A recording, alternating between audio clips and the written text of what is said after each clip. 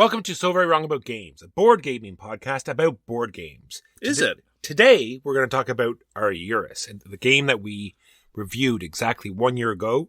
Then we're going to talk about the games we played this week. Very small news segment. And then onto our topic, which is game design pet peeves.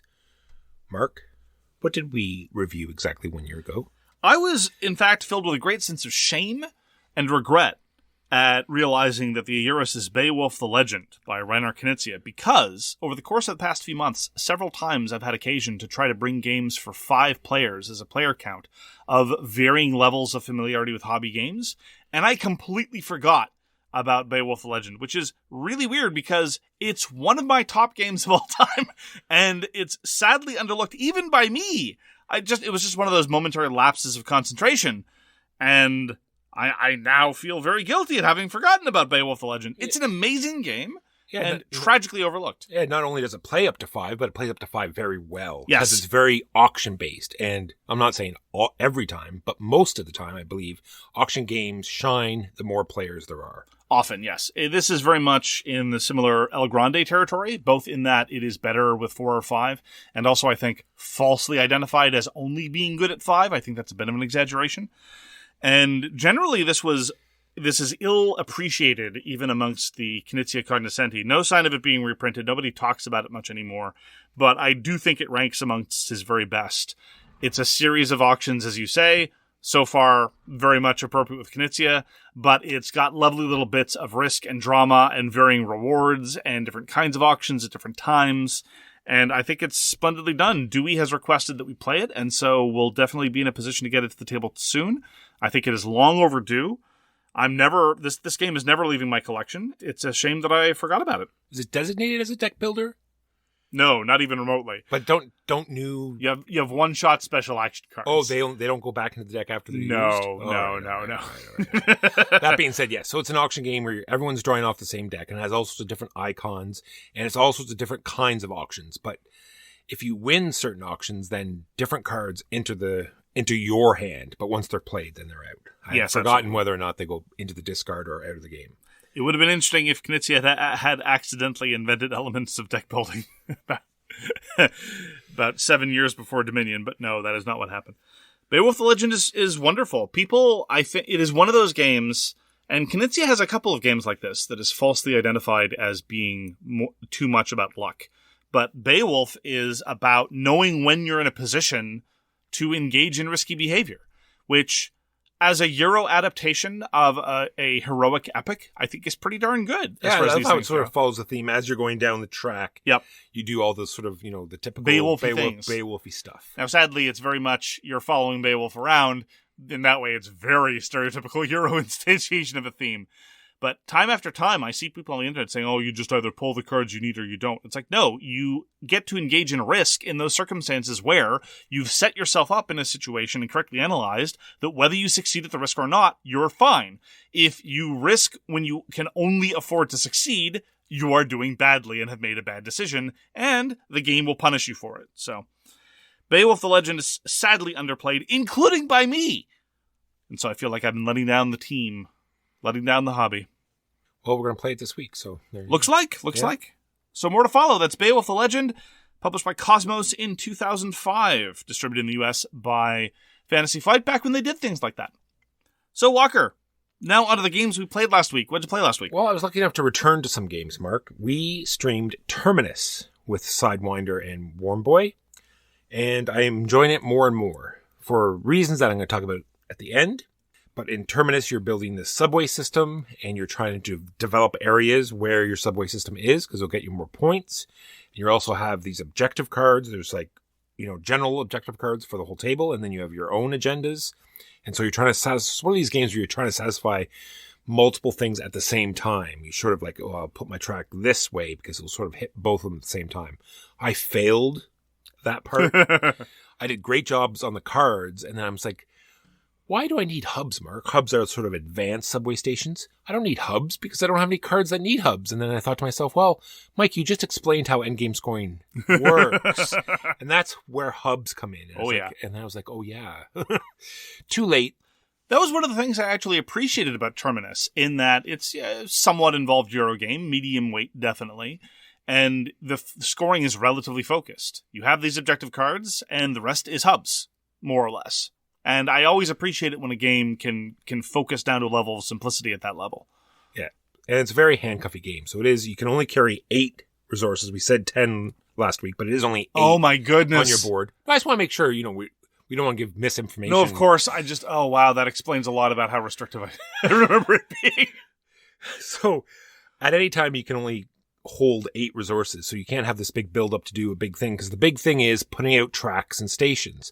In order to do that, you have to start off having 2 construction resources and a file resource, plus 1 blueprint per station you plan on dropping, plus having the track as well. So having the track. So starting off the game, you're very hard because in order to put out the stations, you have to move this marker down. That also requires construction. Yeah. So you have to do so much to even start anything in this game. I'm enjoying it more and more. And it's definitely one of these games where I think your score will just get bigger and bigger as you go, because my score more than doubled this time. Oh, wow. And I feel as though it'll just get higher the more I play it. So I'm looking forward. Part of that might also have to do with the smaller player count. True. I think it moved a little bit better at 4. Oh, good. We'll see. How did you feel the market dynamics working? Did they seem a little less arbitrary this time? I think so. Okay. It really did feel that way. There was a little bit of pausing. I could saw Warm Boy, try to hold back because he really wanted, blueprints at a lower price. So he's like sort of hitting every spot, waiting for everyone to, because it's a fluctuating market. As you buy stuff, it gets more expensive. So, and as people use them, they go back and make use them, not sell them. I should worth emphasizing. Use them. Again. They go back and make them cheaper again. So you can sort of hold back and hope people will spend said blueprints. And so everyone skipped the spot in order to spend the blueprints in order to punish Warm Boy as he needed to be punished. Well, that's just it. I engage in that behavior as well. It's the obvious recourse.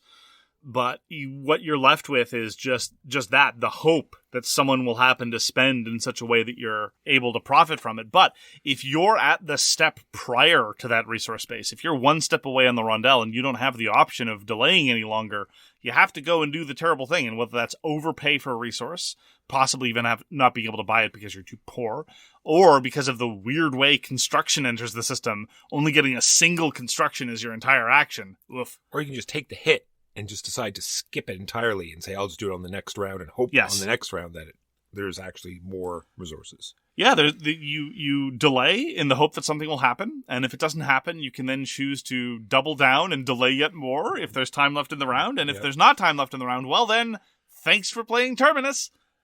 And it played out the end a little bit differently. I remember in the first game that we played that we were right down to the last turns getting done what we wanted. Yes. Whereas in this game, Sidewinder and I think maybe the other two as well, there was nothing. We were just eking out the last thing. We had done our big things, and then we were just sort of like trying to get the last few points at the end with our last, 2 or 3 laps. It was interesting. Okay, then. So Terminus is designed by Earl Aspiras and Tom Volpe.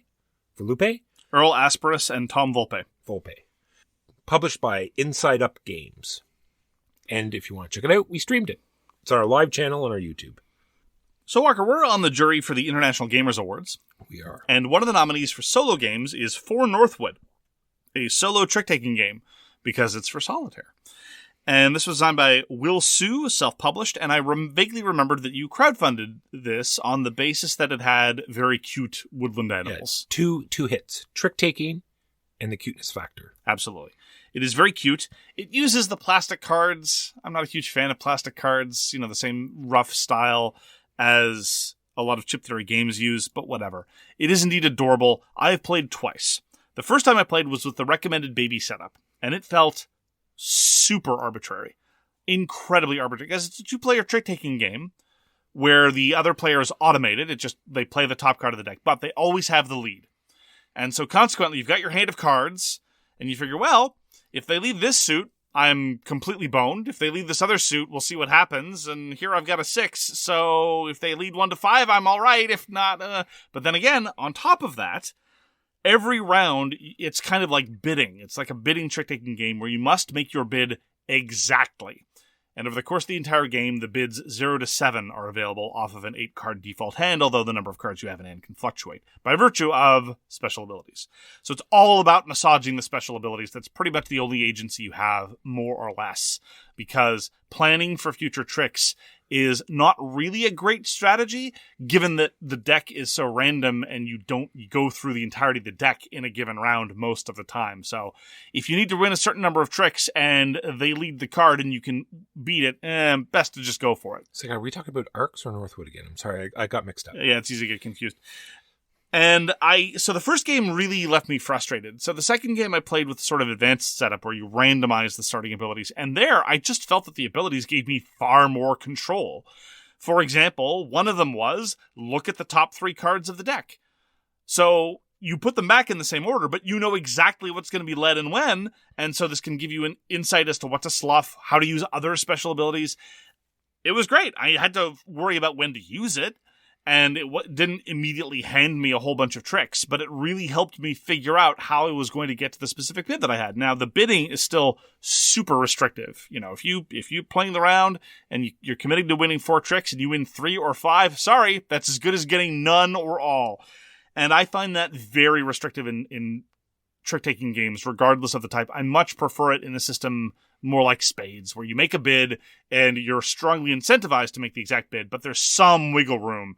You just get penalized a little bit for being over, not losing everything. That's a minor gripe. It is cute. I don't know how much longevity it has past the different special powers. I mean, that is indeed the primary decision point you have over the course of a round.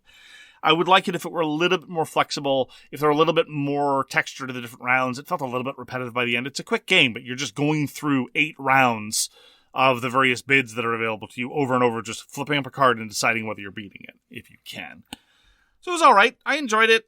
I don't know what else can be done with solo trick-taking, really. Like, at the point where you're playing 2 cards in a trick, I'm already impressed at things like Fox in the Forest, where you can make 2-player trick-taking a go of it. Same thing with Sail, albeit in a cooperative context. I think solo might be a little bit too far past what the structure can accommodate into kind of sort of a gimmicky territory.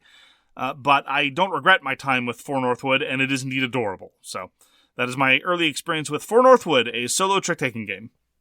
I returned to Doomrock Galactic, designed by Steiness and put out by Mood Publishing.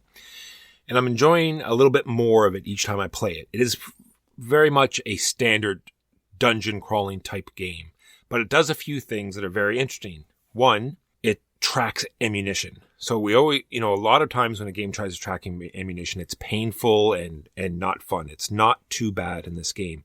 And another thing this does, it's not just, we're going to throw more and more monsters at you. It has like objectives that you have to complete, and you're under a time limit. So it's not so much just, make it past the monsters. It's do all of these things, keep the monsters off you as much as you can, but try to get all this done in time and get back to your pod. So that is very interesting as well.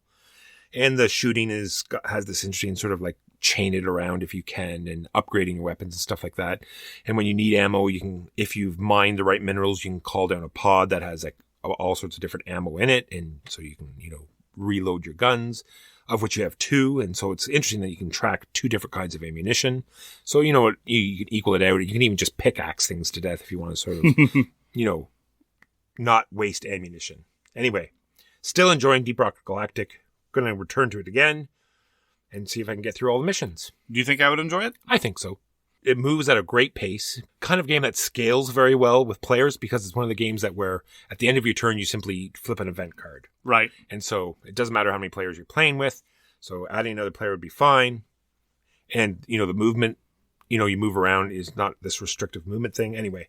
And the fact that some of the map sections are completely disconnected. So you actually have to mine in towards. Oh, that's so cute. You can make these interesting connections. It's like this one's over here and that one's over there. It's like, well, I don't want to go all the way around. I'll just mine across to get to That's neat. That's neat. It's pretty neat. It occurs to me that there are ways to make ammo more interesting that games seldom exploit. I remember the old Gears of War board game by Corey Konieczka. I don't know if you ever played that. It had a pretty good ammo system. Ammo wasn't a prerequisite for every shot you did. It was instead something you could cash in to upgrade dice results after you see the result. And so it was, again, a resource to be managed, but it wasn't bookkeeping because you only tended to have a small number of ammo tokens to manage anyway. And it was something that allowed you to do cooler things rather than the thing you needed to carefully marshal and hoard so that you had any chance of doing anything in the future. That's Deep Rock Galactic by Mood Publishing. Played Harvest. This is basically a second edition of a worker placement game by Trey Chambers. This version is published this year by Keymaster Games pursuant to successful crowdfunding. And the crowdfunding page was very heavy on a buzzword that we've been seeing a lot lately, and that buzzword is cozy. I would not describe Harvest as cozy. In point of fact, one of Harvest's good points, I think, is that the worker placement aspect of it is tighter than the theme would lead you to believe. It's not cutthroat by any stretch of the imagination, but it's not sufficiently loose that it feels like you can just go anywhere and do anything. I did feel a pressure to get done what I needed to get done within the contours of the fact that other players were placing workers in blocking spaces. So there was that.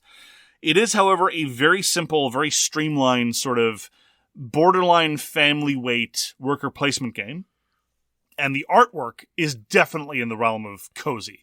Anthropomorphic animals, very cutesy, not at the same level of cutesy as for Northwood, but still very much the same broad kind of pastel-colored idiom. Is the placing of the crops, is that an actual puzzle part of the game, or do they just look puzzly and it's pretty easy to put a little bit. Okay, managing your farmstead and managing the space available in your farm is a big deal because most of your farm starts covered by woodlands, and clearing that out is difficult. And anytime you build a building, it occupies space in your farmland. Potential growing spots. Precisely.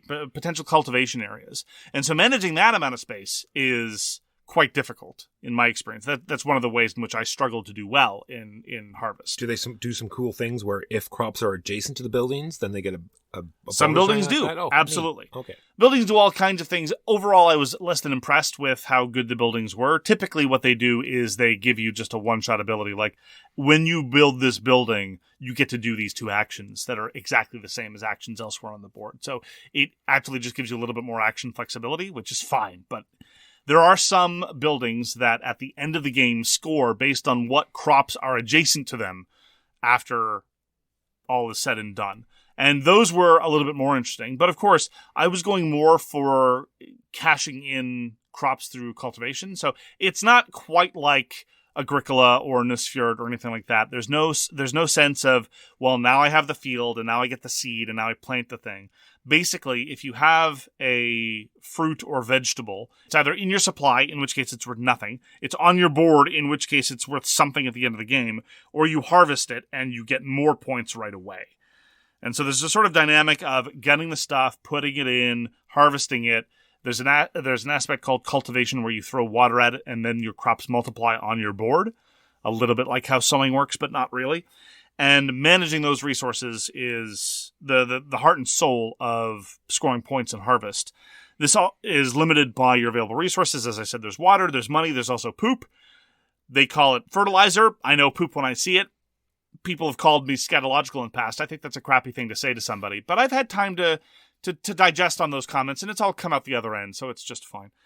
And I thought that Harvest did just enough. It wasn't the kind of thing where I thought, oh, this is amazing, this is making me reevaluate worker placement, but it certainly didn't strike me as generic and derivative of a lot of other also-rans in the worker placement space. And so I don't know that I'd ever suggest it ever again, but I'd be willing to play it. It moves along at a good clip. It's only 4 tight rounds, which is a pretty good length. It gives you enough time for a couple crop rotations, which is about as much as you'd want in a game of this ilk. And as I say, it's very charming, very cute. The mayor is Gary the Cow, Gairy. Did the production value overall make it enjoyable experience to play, sort of? So I have the deluxe version, and the deluxe version upgrades the tokens with wooden vegetables. The pumpkins in particular are quite impressive, little screen-printed strawberries, things of that nature. And yes, the components are a joy to manipulate. They're very pretty. I probably would have appreciated more if there was slightly more of like a puzzle placement aspect, as you said, in terms of arranging things on a farm within striking distance of something like a Feast for Odin, of just slotting things in a polyomino way. the farmstead isn't quite big enough, and your territorial demands aren't quite sophisticated enough to really engage that. It was more just, I have X empty spaces in my farmyard that allows me to put in so many crops. It was more at that level than anything else. And as I say, I was left a little bit disappointed because I really like Trey Chambers' design work on other games, especially his worker placement work on Arge and the Consortium, which they're really kind of at opposite ends of a spectrum, frankly. Arge and the Consortium is one of your heavier, more in-your-face, aggressive, confrontational worker placement games, whereas Harvest is very approachable, almost, as I say, almost family weight, very friendly in nature, although there is a fair amount of blocking, but that's mostly just in terms of prioritization. So Harvest was enjoyable, it was alright, visually delightful, but it mostly gets by on charm. I'd play it again if someone wanted to, but I don't know that I would request it. That is Harvest, and for reference, I never played the first version. We were lucky enough to get Assault on Doomrock Ultimate Edition to the table, and it's designed by Tom Stasiak of Beautiful Disaster Games. Now, I'm loath to call this a dungeon crawler, but it gives you that overall feel. If you want to play a dungeon crawling game, but come at it at a completely different angle in every single way, then it sort of gives you that general feel of that you have a character and they get, leveled up and you're fighting monsters, but in totally different ways. So you go through this whole sort of village segment where you're going, you're traveling to different areas and you're trying to scout out what the boss is going to be that you're going to fight, to help you sort of point your character in a certain direction. And you're trying to collect gold because that's what helps you level up. And you're trying not to get too much exposure from the elements. And then you fight the boss, and that, instead of, the typical sort of moving your character around these, dungeon spaces and doing that thing, it's completely abstract. You're moving either, you're not in combat or you're engaged in this particular group of bad guys that's, it's just, you have to play it. It's fantastic. Mark, I know you've never heard of it before, but what did you think of your first game? Yeah, this is my first exposure to Assault on Doomrock. I just want to emphasize the extent to which the monsters that we fought were really interesting. So we fought the critters, which are basically just a rampaging group of bunnies and cute little woodland animals.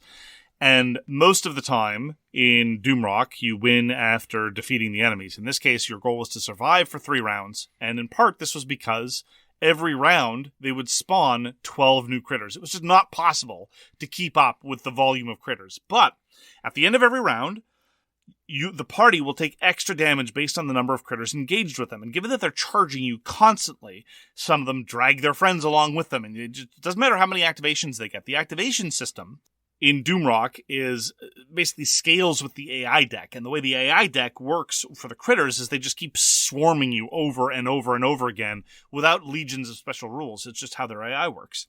And we were very accidentally well suited to this encounter by virtue, once again, of Dewey. Dewey is the Doomrock Whisperer. He figures out Doomrock in a way that I just don't understand. I remember the first time we taught him Doomrock, I'm like, look, nobody ever wins Doomrock. Winning is impossible. That's the first time I won. It was with Dewey. I also said other things to Dewey. Yeah, there's no real such thing as a support character in Doomrock, and defense doesn't really work. It's more of a mitigation strategy. And then he showed me how to be a defense support character in that game we won. Anyhow, he was a necromancer, and he reanimated a dead Jello, and the Jello managed to basically absorb us in its gelatinous bulk and drag us away from the hordes of the bunnies at the end of the round, thereby causing us to avoid the damage and squeaking out a relatively comfortable win. You don't tend to crush things in Doomrock. If you can walk away from the encounter, you've done well. And we survived pretty well. I just think that the sheer combination of interesting things that happen in terms of character builds, in terms of different skills that show up, in terms of the way the different AI works, everything is done with such a degree of attention to detail on top of, as you say, the iconoclastic, unique, abstract terrain and movement system that Doomrock has always had, and it remains one of my favorite co-op adventure-y things. Just the way that it reimagines combat, the way it reimagines all those things, is almost exactly suited to my preferences and super unique besides. That is Assault on Doomrock. It is worth emphasizing, though, that if you have Assault on Doomrock Ultimate Edition, which is the edition to get, go through the epic item deck and remove the banner from Kekistan, which is an accidentally included crypto-fascist bit of imagery that is in the box by virtue of a misprint. So do your civic duty and burn it. Next up, we were lucky enough to play Tribune. This is designed by Karl-Heinz Schmiel. We played the newest Spielworxx edition. And Tribune is Tribune. It's another... it's a hand management game where you're desperately always trying to increase your hand size because you need cards for all sorts of different things. Specifically, the 10 different worker placement sections that you're going to. Usually means you have to discard a card to pick up more cards, or, compete in the Colosseum, which you have to have the right cards for, or taking over all these different factions, which you have to play these sets for. So you're on the constant drive to get more cards and figuring out a way to get, depending on the player count, usually 4 different victory conditions in order to win. Yeah, and the key aspect of Tribune that I really like is how the hand management dovetails with the direct player interaction in the form of competing for better sets to control the factions. On top of that, like for what happened in round 2, both Louis and I were going to make a play to control the Vestal Virgins. The problem is that he was earlier in turn order. And where I was in a position of having to both try to go get the cards that were available and to put my worker out so I could go try to contest the space. And I couldn't do both, and I made the wrong choice. I reserved the right to contest the space, and meanwhile, Louis was able to lock up his own influence over the Vestal Virgins. Now, I was able to come back later next round with increased resources, but that is the example of the kind of tempo manipulation that dovetails with the player competition that you seldom see in a lot of worker placement games. Yeah, I was going to bring that point up too. It's like a push your luck. It's like it's very limited space to take over a certain faction, and so you have to decide whether you're going to gamble to try to get the card, like placing your workers first to try to get the cards, or are you going to sort of hold that position so you can actually even be eligible to fight for that faction. Yes, because by merely placing your worker there, you are broadcasting to the table your intention to contest it, which might cause everyone else in response to just go snap up more cards of that faction and beat you to the punch. Anyway, yes, you're right. The push your luck aspect, I think, is a good comparison. And this, as I always say, this re-edition, it was originally published by Heidelberger and distributed in North America by Fantasy Flight. And the Fantasy Flight one, the expansion was involved separately, and that led to some mild graphical confusion and the unfortunate tendency to often just ignore the expansion board because it's another thing off to the side.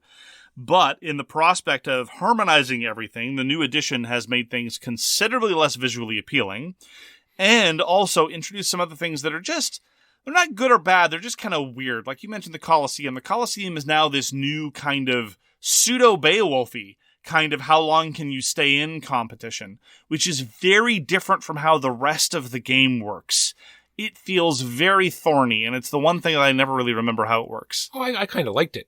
And I like how they introduce it as well, because all of the new stuff starts off blocked off at the beginning of the game. So it gives players a chance to either relearn or, get used to how the game basically works, and then you get an event card every turn that is slowly going to introduce these new parts of the game. So it gives you a chance to sort of, figure out what's going on.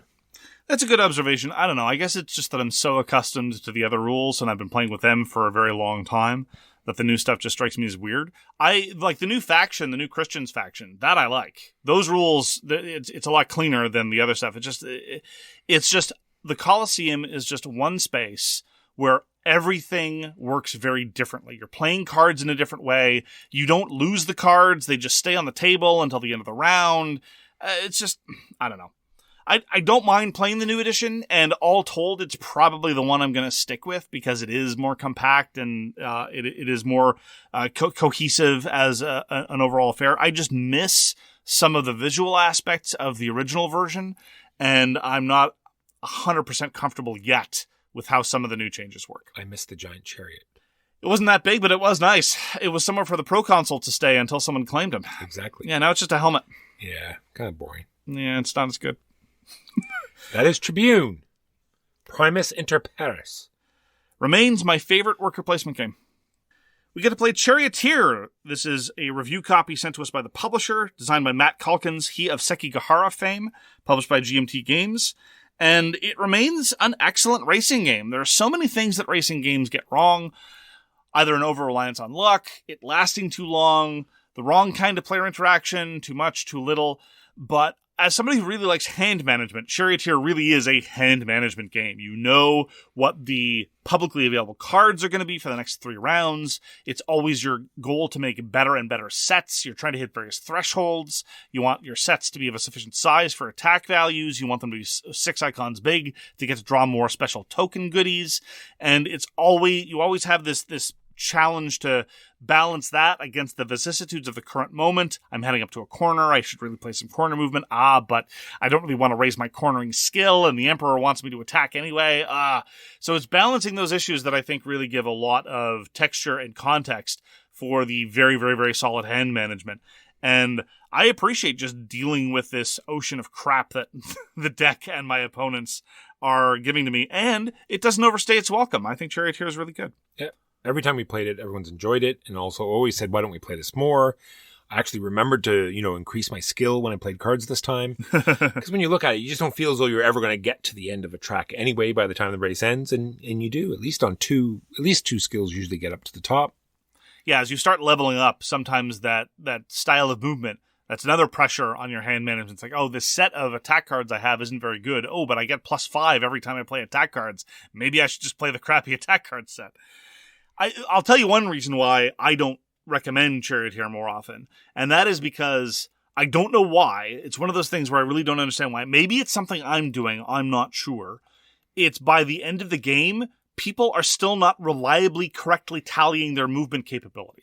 It's not super complicated. You start with a base value on the icon, you add to that the number of icons, you add to that your skill, and you subtract the amount of damage you have. It's that every turn. Every single turn, that is what you do. True. Well, there's a lot of modifiers, right? There's your cards. Well, there's the number you play on your cards. Yes. Then you have to add all the symbols. Yes, those are the first 2 things. You said all this again, but then you're subtracting damage. Yeah, did I play a token with that or not? I don't know. Okay, the token, you're right. The token complicates that. And now is there a skill? Do I have my skill? Do I remember to add my skill to that total? I'm not sure. And then now am I going around the corner? But you're doing it every turn. That's the thing. And when you're heading around the 3rd lap and people are still getting it off, it makes me a little dispirited.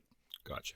I don't know what it is. Again, it's not complicated. It's not thorny. There are not a whole bunch of exceptions. It's a very clean and unified rule set, especially for GMT. But when you're entering the last stretch, literally, in this context, and people are still off by 1 or 2 reliably, it's a little dispiriting as somebody who tends to be the game explainer and game suggester. Because I don't want to be the one responsible for tallying up everyone's movement every turn. I don't want to be game police as well as game daddy. Yeah, you don't want to be the person that always says, 12? No, it's actually 10. No, it's actually less. It always happens to be less, right? Oh, okay. Maybe people are just cheating. I don't think I'm just joking. So. I'm just joking. I would not. I think it's just always the damage people forget, right? It's like they just want to move for, as in a race thing, you always want to go the furthest, right? No, that's the other thing. Again, I don't mean to harp on this, but it just happens every time. It's not. I grant you the damage is often one of the things, but it's not that any of the factors is completely discountable except for the base number. Base number, people don't mess up, but people miscount the number of icons, people forget to add their skill, and people forget to subtract for damage. So of the 4 core factors, 3 of them have known to be frequently wrong, and that's not good. I don't know if this is a group thing. I should try it. I think it's just the idiots you play with, I think. So that's Charioteer. It's probably my favorite straight racing game that we play. And it gets a lot right. Matt Calkins has done some really interesting design work, and he is definitely one of those designers. Every time he releases a game, I absolutely want to see what he's done, because his stuff is very different and tends to be very enjoyable. I wasn't a huge fan of Tin Goose. It was kind of interesting, but Sekigahara and Charioteer are fabulous designs. And those are the games we played last week. Now we're going to take a quick break to pay some bills. Going online without ExpressVPN is like not having a case for your phone. Most of the time, you'll probably be fine, but all it takes is one drop and you'll wish you'd spent those extra few dollars on a case. Whenever you connect to a public network, like a restaurant or an airport, your private information is not secure. It only takes some cheap hardware and a small amount of knowledge to intercept whatever you're doing. ExpressVPN stops hackers from stealing your data. ExpressVPN has the security to give you peace of mind. It would take some serious tech over 1 billion years to get through ExpressVPN's encryption. And it's extremely easy to use and works on all kinds of devices. I was on the road recently, and I had to do a lot of work on unfamiliar networks. And since I use ExpressVPN, I didn't have to worry about having my personal info being stolen and sold. Secure your online data today by visiting expressvpn.com/SoWrongGames. That's expressvpn.com/SoWrongGames, and you can get an extra 3 months free. expressvpn.com/SoWrongGames. And we're back. And now on to the news and why it doesn't matter. So, Walker, there was a game called Dawn of the Peacemakers. Yes, in concept, we thought it was very interesting, but did not try it. Yeah, I was deeply disappointed by the fundamental conceit that you were a bunch of pacifist interveners in an armed conflict, and the victory conditions seemed to be all premised around prolonging the fight so that everyone just attrited down at the same level. And I just found that it was just one of those things where conceptually I couldn't come to grips with it. I read the designer diary for the sequel called Peacemakers Horrors of War, and for what it's worth, that objection is something that they tried to accommodate in the new design. And now it's the case that anytime a unit gets eliminated, anytime you cause units to fight each other to the point of mutual exhaustion or elimination of one of them, you get a horror of war deck because of the guilt of the fact that these people got eliminated, quote unquote, under your watch. So I think their design goals are in the right direction. I'm very curious to see how it's going to shape up. They were very much at the forefront of the anthropomorphic animals kind of trend when the first Peacemakers was done.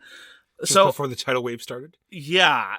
And so I'm not going to blame them for having yet more anthropomorphic animals. They've already got this universe, so there you go. So I'm definitely going to be taking a close look at Peacemakers Horrors of War. Mark, we enjoyed Quartermaster General, and yet another Quartermaster General game is coming out. And the name is a little odd. This is called the South Front, which seems to be, I haven't read too much into it, but seems to be the North African conflict. I think they've called it that because the overall plan is to have 3 games in this series. East Front, West Front, and this one being South Front. So I assume that this was done for synergy purposes. Yeah, and I guess it hits the sort of overall compass points more properly, as opposed to, if you said North Africa, you'd think it would be above. I guess. Maybe. The West and East Front. That's not really how that works, but I guess. Sure. In a way, if you're looking at a compass rondelle. Anyway, seems like an odd for title. Those of you listening at home, Walker has twisted his arms into a precise configuration that would not be out of place. Like if I was doing charades and I did this, you would say compass rose, right? Sure, Walker, sure. So yes, odd name, but we'll definitely play, because I've played all of them, and it's World War II, which I enjoy. Quartermaster General, South Front. Still in World War II, the Valiant Defense series was a series of solo war games designed by David Thompson, published by DVG, and there is a new entry into the Valiant Defense series on crowdfunding right now called Guadalcanal, The Battle for Henderson Field. This was not designed by David Thompson. Now, you might say, oh, why am I emphasizing this? That's because the designer's name is not mentioned anywhere on the crowdfunding page. In point of fact, Pavlov's House, the first published game in the Valiant Defense series, is mentioned more often than the designer of Guadalcanal. So, in case you, like me, get email updates from every company to whom you've ever given the slightest bit of attention on crowdfunding, I thought, ooh, I didn't know that David Thompson had a new Valiant Defense game coming out, and went on the campaign page, and I just got more and more confused based on their refusal to acknowledge who was involved in the design of this. David Thompson's not involved. I'm not particularly interested as a consequence. I won't be backing it. The graphic design work by Nils Johansson is beautiful, but the designer is, in point of fact, Vincent Cooper. He's done some design work on some of the Warfighter supplements in the past. So, look, I don't have anything against Vincent Cooper. I'm just saying, if David Thompson's not involved, I'm not particularly interested in this instantiation of the Valiant Defense series. Go play Pavlov's House. It's wonderful. And that's the news and why it doesn't matter. Now on to the topic of the week, which is game design pet peeves. This is an opportunity for you to vent some spleen, Walker. I'll be venting all of the spleen. No, you only get to vent your spleen. Oh. When you're venting other people's spleen, that means something else, and that's bad. So what is it? What is it that angers you? What is it that gets under your skin? Well, I was thinking about this just because it's so different for so many people, right? Absolutely. Because what I hate, some people love. It's true. And this often, it isn't even just overall designs that you No, it's like it's just very yeah. And where you just sort of you sit there for a second, and then my hand goes out, and Mark knows very well I'm looking for the rule book because I felt that this particular it doesn't seem right. There's no way that this game I'm enjoying has suddenly took a 90-degree turn and now will go into the bonfire of death. So we're all well. Actually, that's an interesting question. Are all of these deal breakers for you? Because these aren't deal breakers for me. These are things I like. I've got a lot of pet peeves, and it's like I wish I didn't do that, but I can still have this in a game that I enjoy. At that particular moment. Sure, it is. But then you know, I think about it and I see how it sort of flushes out by the end of the game, and I understand why they did certain things certain ways. Or you're willing to forgive it by virtue of other excellent things that it does. Just so. I'm not saying that you necessarily have to come to terms with any of these things. You never have to defend any of these decisions. I'm just saying that looking over at a variety of my pet peeves, some of my favorite games have these things. It's just they do other things so well that I'm willing to take it as an overall package. So what do we got, Walker? Let's just start with deck milling. Okay. All right? Why don't you give a definition about what deck milling is? Well, there's a couple of games. Let's talk about like Dead of Winter and or Police Precinct, where you're asked to go to certain locations, and in order to sort of succeed at that location, you need certain cards out of a deck, and it's just shuffled. It's not going to be in the top half. It's going to be somewhere in the deck, or maybe you have a certain wizard that needs a certain type of spells. So he's talking about spirits and powers. You're not playing a wizard in Spirit Island. You're playing gods. You're not playing gods in Spirit Island either. You're playing spirits. Spirits. No. It's relevant for the thematic coherence of the brilliantly textured, lovely world of Spirit Island. Whose joys you're utterly blind. I'm talking about wizards. You're talking about wizards. Okay, tell me more about these wizards. Right, so you go to these locations, and in order to get those items out of the deck, you have to sort of play cards or do things that constantly lets you draw cards and work through that deck until you find the cards that you need. And I hate that. So I think we can emphasize, to me at least, I find it illuminating to gesture to some games that might be superficially similar, but don't do that thing. And one... Oh, sorry. Yeah. So I have games that do it well. Okay, go ahead. Or I have a game that does it well. I feel Shadow Rift is the same sort of thing. They have their main deck where you have the rifts shuffled in, and you have to get through that deck because you have to close the 3 rifts. Right. And so, in a way, you're milling through it, but you're going gradually through that deck anyway. Yeah. But there are ways that will allow you to go through it faster. It's not that you're looking for particular kind of matches. That's right. Instead, you just know that this is the timer deck, and we need to burn through it as best we can. Just so. Yeah. The example I was going to give was a recent game that, in hindsight, I wasn't thinking about it in these terms at the time, that I'm actually somewhat pleased that you enjoyed, which is Starship Catan The Duel. Because there you have these location decks, and they are shuffled, but they're never very big. And every time you pick a certain sector you're going to go, you pick the location deck, and then you start revealing cards off of that at a certain time, and you have a certain distance you can go and a certain number of actions you can do to interact with those cards. There, at least, as the game progresses, you get to see more and more of each sector every time you go through, and it's more of like a memory element / press your luck than I was about to say, it plays off as a press your luck element, so it doesn't feel as bad as these other games that I've had experiences with. Yeah. I still don't... I wish I could remember the specific things that happened in those early plays of Spirit Island you had, so for you to decide that it's a deck milling game. Yeah, just became a bit. So yeah, I know. Okay. At this point, we're too far gone. It's too much of a bit. There are enough people that love Spirit Island. They get to have their Spirit Island yayas out, and you have other things to play. It's not worth trying to rehabilitate it in your eyes. But here we are. I don't mind deck milling so much if it is joined with some kind of hand management or mitigation elements. I mean, my principal beefs about Dead of Winter are elsewhere. Like, you and I both really strongly dislike Dead of Winter, but for me, it was a lot of other stuff. And, yeah, I do at least see where you're coming from when it comes to deck milling. What else you got, Walker? Starting player. So sometimes we, go through the rules of a game, and it will just say, give a starting player randomly. Right. Period. And then we sort of look at the board, and it'll be like, this is a worker placement, right? Yep. And so as the first player, I get to go wherever I want, and there's no sort of system. Usually they give, extra money to the other players, or Like even in Terminus, it's the same sort of thing. You can go anywhere on the rondel. Now, there is a system where you're given 2 cards, and there's supposed to be this sort of, you're giving up a card because it has a lower number that you're discarding, and apparently seemed very attenuated. This is what I mean. Yeah. So that seems arbitrary, and yet it's still giving you an advantage as first player. And so I wish they had done that better. I find that, generally speaking, game designs attempt to mitigate star player advantage, at least with something. Like, for example, with Tribune, you get one extra dollar for every space you're down. And there are usually enough valuable spaces that in the case of something like Tribune, it tends to shake out. Some games are more successful at this than others. I'm not going to say that it's always done very, very well. The thing that I find less frequently acknowledged, at least, is within the turn order, not even start player, but just within the turn order. So, for example, a couple of games that come to mind. One of them is For Sale.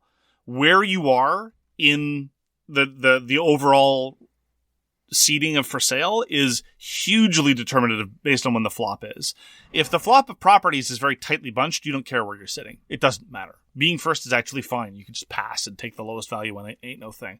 But if it's the case that there's a huge gulf, somewhere right in the middle, you want to be the last player real bad. Like, you want to hope that the bidding is going to be driven up so that someone else passes first and you don't want to be the first out. Sure, and in games like For Sale and other games like that where there's so many rounds, right, it tends to just wash out anyway. I don't know, man. There's like 5 rounds in For Sale. Look, this is too much of a beef for a lightweight filler game, right? But but other games like that where there's tons of rounds and there is no sort of rule for first player, but there's so many rounds that it's sort of first player moves around so much. Sure. That it might not matter. Let me give a good example of another game that doesn't do it as well as I wish it were in. It's one of my favorite games, and that's Beowulf. So, the way that it works is, in the clockwise auctions, it doesn't really matter that much where you're sitting. It's not a huge deal. The simultaneous bid auctions, though, the values are so coarse that their ties are frequent. Tie-breaking is... ties are broken clockwise for the start player. The start player is whoever went last in the previous auction. Whatever. That's fine. The issue is not who gets to be start player. The issue is whether or not you happen to be sitting to the right of the start player or to the left of the start player, and you had nothing to do with that. And that can be huge in the very, very consequential auctions. It drives me batty, and it's something that even someone as talented and accomplished as Reiner Knizia does. I just, very often, and it's hard. Look, I remember the first time I played Kalis, which is the first game that I remember having a robust set of, no, it's not just who the star player is. We're going to play in a very specific order. And it does increase the length of time that the game takes, and people get confused and don't remember where they are in the turn order, and it just causes lots of delays. And sometimes some games don't accommodate for that kind of structure. I completely understand. But it just drives me nuts how a lot of attention is paid to first player, and very seldom is as much attention paid to who's sitting to your right and left. Agreed. Next up is a catch-up mechanism. Let's talk about a game that we just played, Charioteer. Technically, I shouldn't say technically none. It has a very simple and effective catch-up mechanism where the chariot that's out in front can't use a certain mechanism called whipping, which doesn't come up terribly a lot. You have to have a certain card or you have to have a certain token in the right color, but you're not allowed to use it, which gives you a ton of movement if you're in first place. And I think that's just a great way. A little bit of a catch-up mechanism, but doesn't really influence the game too much. So what's your pet peeve? Just games that do it terribly. Could you give me a for instance? No. Okay. The example that I'll give is Power Grid. Power Grid's very blunt with its player ordering catch-up mechanism. The problem is that in Power Grid, who is quote-unquote winning is not really, because it's all about how many cities you're powering in the last round. And if you're powering no cities in the middle because you've got enough cash and you need it, the game says, oh, you're not doing so well. Let me give you a tremendous amount of advantages. Now, I realize that I'm mischaracterizing the design intent, right? I don't think that mechanism is actually there as strictly as a catch-up mechanism, and someone is abusing it by manipulating that aspect. It just rubs me the wrong way. It just irks me. Next up is a setback or miss your turn. I think this is the one that hits me the hardest. is when you have, say, in a game that's handcuffing you, it makes it very hard to get resources or hard to get something. And there's either a take that card or a certain action. It's like I spent 4 turns to get these resources. Someone plays 1 card or takes 1 action and takes those resources away. So not only do they have the resources now I have to take another 4 turns to get them back again. And so I've literally missed 8 turns now of the game.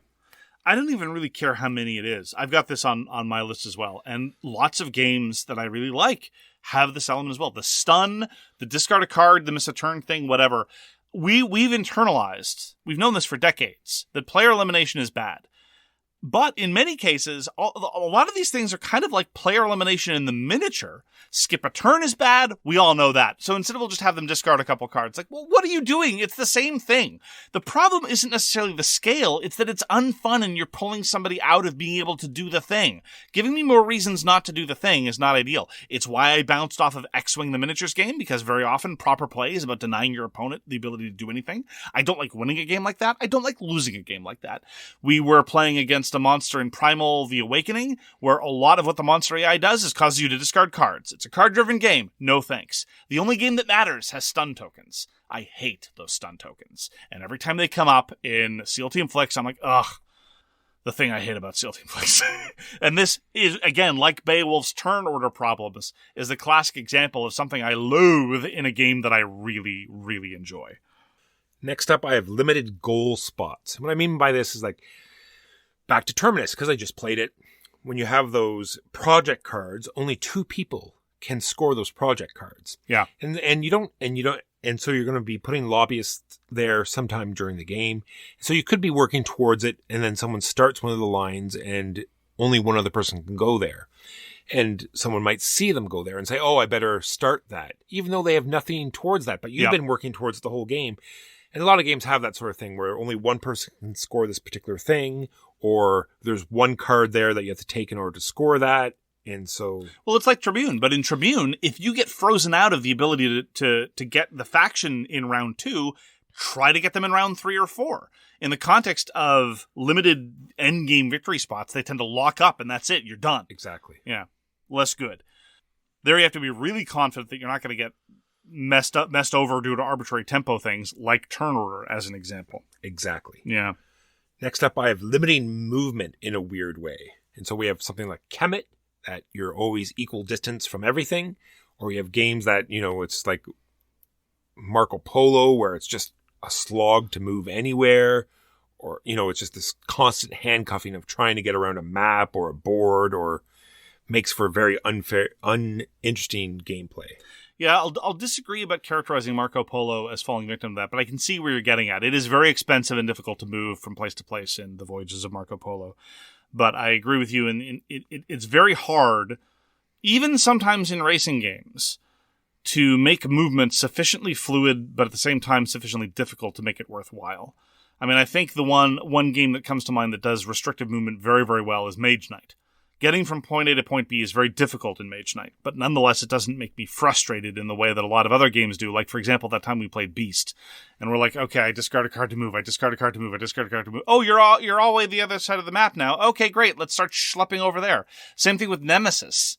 One of the things that we hated about Nemesis was just that, oh, you have your hand of cards, I guess I'll just be moving like I always do, wandering around, stumbling in the dark for trying to find my victory condition. I agree with you. To me, it brushes up against the sort of skip a turn, discard a card, missing out on the turn. It's like, let me do a thing. Let me do the interesting thing. This kind of dovetails with something on my list, which I talk about all the time, which is when the fun move is at odds with the smart move, right? So thinking about Nemesis, just because I was talking about it, you have these victory conditions. There's a lot of fun things you can do in Nemesis. Try to go cobble together a flamethrower so you can fight off an alien. Go try to kill the alien eggs while the actual deadly aliens are away. Mess up with other people's plans and try to be secretive and sneaky or suspicious, or try to play around with people's suspicions. Or you could try to pursue your victory conditions by just moving from point A to point B. Meh. Yeah. And this is how a lot of skirmish and battle games fail as well, because a lot of them don't provide you with enough impetus for action. Not enough reason to go and take the thing and mix things up. I can have fun and shoot these machine guns that I just got out, or I can take the objective that I'm supposed to take. And just sit there. Yeah. Again, that's one of the things that Kemet does really well. Kemet has a bias towards action. You win points not as much by holding dirt, more by fighting. And so you're encouraged to go out and do the thing rather than Warhammer Underworlds did that as well too. Rotating series of objectives. There's a lot of ways to do it, but make sure that the fun thing is the smart thing whenever possible. Next up, I have onboarding too much information, and sometimes even onboarding a ton of information in your personal space. Like, I love Orleans, but it sort of does this where you can build all these different buildings and they go into your personal space so no one really knows what's going on. Terminus does it the other way where you're getting all these different developments that give you new actions, but at least they go on the main board where people can see and actually put lobbyists there to take those actions as well. A lot of games have this where you have stuff in front of you that gives you new stuff to do, and now it's just constantly being introduced as the game goes on, and you're trying to keep track of all of the stuff that people have in their own personal area, and sometimes it just becomes too much. One of my personal pet peeves, which is very closely related to that, is games with interaction that give you a false sense of who is winning. I hate the inevitable whining that pops up in a lot of multiplayer conflict games. They're winning, go after them. No, but I'm not really winning. If you stop and pause to make the calculations, I'm not actually, and back and forth and back and forth. So, for example, in Terminus, it works really well because, for one thing, there's not as much of that interaction, but also all the scoring is at the end of the game. There's no misleading score track. Very often, games have misleading score tracks. Some of your points are being tracked there. And I might as well go attack the person who's sitting on 35 points instead of 32. But it's but did you calculate the 50-point endgame bonus that they've already socked in? It's nah, I'm going to go after you because you're in the lead. I am not, in point of fact, in the lead.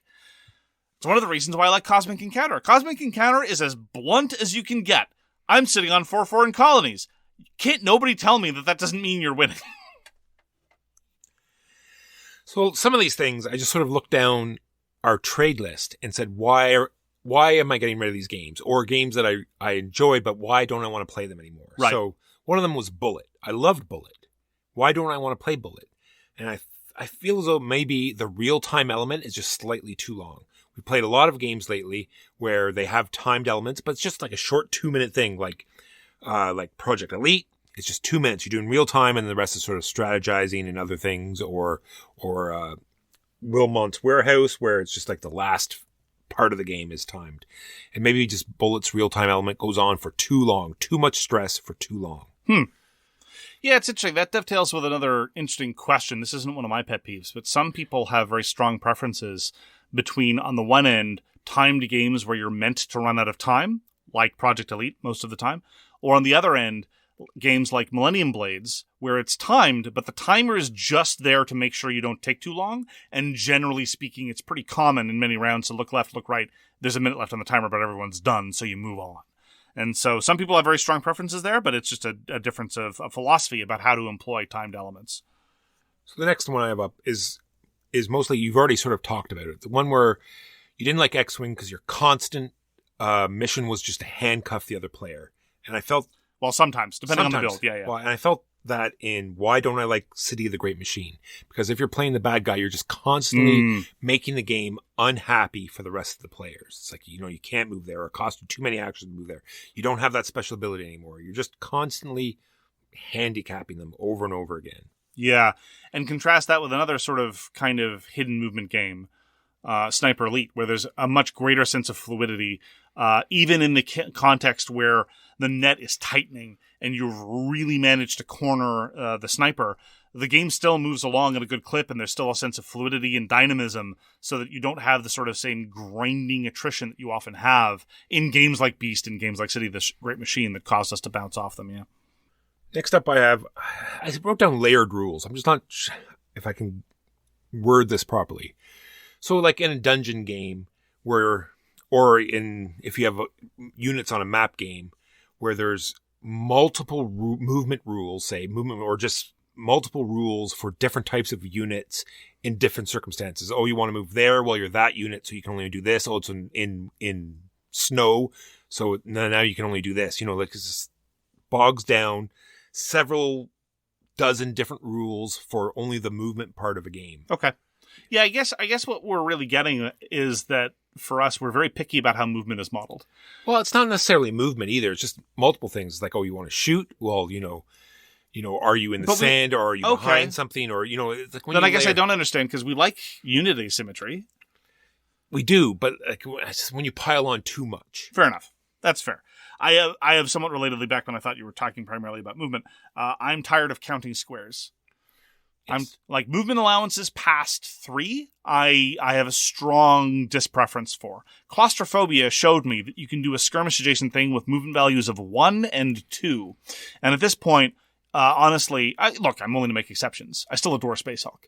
You spend a lot of time in Space Hulk counting out the 12 square range for Overwatch. I do not enjoy that part of games anymore. There's one actually that's very, very specific and very minor, and I'm surprised you haven't mentioned it yet. Blank back of rulebook covers. You hate that. Or cards that have blank spaces where they could have put, more rules. I don't know. At that point, the text... Sometimes the text just gets too small. Like in terms of graphic... Okay, so the thing about not putting information on the back of your rulebook, that I think everyone should do. But there's another one that's very, very personal to Walker in terms of graphic design, and I'm surprised you haven't mentioned it either. Well, I thought we're just, I do have some other things, but I thought we're just sticking with sort of like design parts of games, not so much like graphic I just want design. people to know how much you complain do. When a game has its own name on the card backs. Yes. You complain every time that comes up. It disgusts you on a fundamental level. It does, because why? Well, because now you've made it so that you can see when the cards are boxed and they're not like.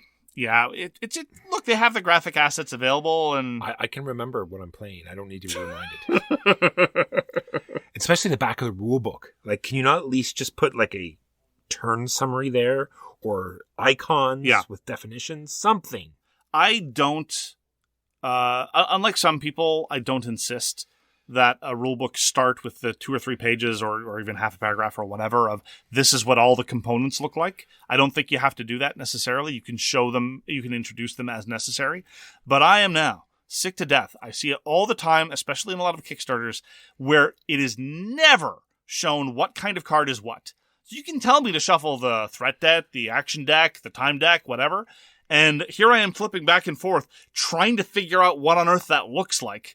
And the proportion of time where it's just never there is shocking. Well, that's why there's a game on the shelf that I have not gone back to. Brand new, the Temple of Horrors dungeon crawling game with a dexterity element. Yeah. And it was just like, you need to do this with this deck and that with that deck. They will not tell you what the deck looks like. They'll tell you specific cards to pull out. But yeah.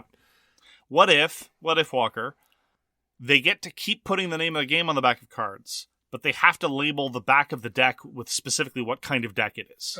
Are you okay with that? That would be fine. Okay. That sounds like a good compromise. Yeah, look, I understand the fact you've got this game, you've got all this lovely art. You don't want to mess it up with words or something like that. But the nightmare version of this was Darkest Dungeon, which had other design problems. But there was about a dozen different kinds of card decks. The card backs were very similar to each other. They could have just labeled them. They could have just put the frickin' word of the kind of card that it was on the back of the card. I think the way to explain this, just so you get a grasp of what these cards... Let's pretend there was these 2 giant doors, and there's a red room on the other side of these doors.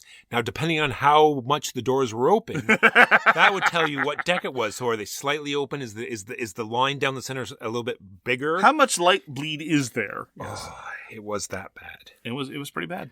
How about elaborate mechanisms for things that don't have that much impact? Like there's this sort of whole sideboard, side mechanisms, whole mini games that are going on that literally have hardly any impact on the game itself. Yeah, historical wargaming. Yes. This weird thing happened in 1965, and so we have to have an entire subset of rules to cover that possibility, yeah. It happens. Repetition loops. I tend to be going back to Terminus a lot with things that I don't like, but still love the game. Sure. So like we've already talked about in Terminus, your main action will be putting out track and station. So you do that, and then you start the loop again. You're going around the board, collecting resources and getting more track. And then you do the big action again. And then you start the repetition again. So it's the game where you're just constantly doing the same thing over and over again. Well, that actually rubs up against something that is one of my pet peeves, which is artificial scarcity. if that drives a lot of the game, I tend to tune out. That's one of the things I had against Terminus. It's the artificial scarcity of your resource limit. I'm not suggesting that every game should have unlimited resources, but what I'm suggesting is that the fact that you have an arbitrary cap shouldn't be driving so much of the tempo. The fact that I can't carry more than 3 blueprints in my satchel is doesn't. First of all, it's thematically incoherent, but anyway, set that aside. In my experience, your satchel's full of safety cones, Mark. Of course exactly. There's no room for blueprints. You've got them all in safety cones. But setting aside the thematic incoherence, Terminus wouldn't work if you had, say, 20 spaces available for resources. The game would cease to function. And so consequently, a lot of what is driving Terminus as a game is just this artificial resource limit. Agreed. I have a pet peeve that is unresolvable. That is completely unresolvable. I think that's a good way to stop it, a good way to close it out, just to emphasize how unreasonable I am, which is a good way to end any conversation, I find. And that is that there are people in this world that have very strong opinions in both directions about whether initiative should go high to low or low to high. And I hate the fact that any time any game has initiative rankings or priority values, Terminus does this too. This is the special Terminus episode. You then have to be like, it's resolved in priority order. What does that mean? Is 2 higher or lower priority than 15? Look, it's no one's fault. Granted, there are less and more clear ways you can phrase it in the context of your rules presentation. That's fine. Maybe there's a graphical indication you could give next to the number. Maybe some kind of bar to indicate whether it's a good number or a bad number so you can remember. Whatever. And what's terrible is there are so many people in the world, game designers and gamers as well, who very firmly believe that their way is the right way, and anybody who disagrees is clearly insane. I have no dog in this fight. I think they should double down and make the font bigger and smaller. So it's completely... It's like, wait... Does a bigger font and a lower number mean? Just to make it completely confusing. Yeah, sure. Again, I don't think there's an easy solution here, but it's just a pet peeve of mine that any time that there's a priority or initiative system in any game, whether it's a conflict game or a Euro game or whatever, you always then have to wonder about whether it's low to high or high to low. Yes. It's a shame. And I blame... people who invented numbers. I think it was invented by some dude named Decimus about, 100 years ago or so, a long time ago. Yeah, I don't understand why we have in the first place. It's only board games. If they just cut out numbers, because we don't use numbers anywhere else, so just, yeah. I find this very compelling. Do you have a pamphlet of some kind that I could consult? That's great. That's great. It's a new religion I'm starting. Numbers are dumb. Well, that's going to do it for this week. Thank you so much for joining us for So Very Wrong About Games. Thank you for spending the time. We appreciate it a great deal. We hope to see you again soon. Please do take care of yourself, take care of your hobby, and thank your rules explainer. If you like this episode, tell a friend. Peace! And also, what's wrong with you?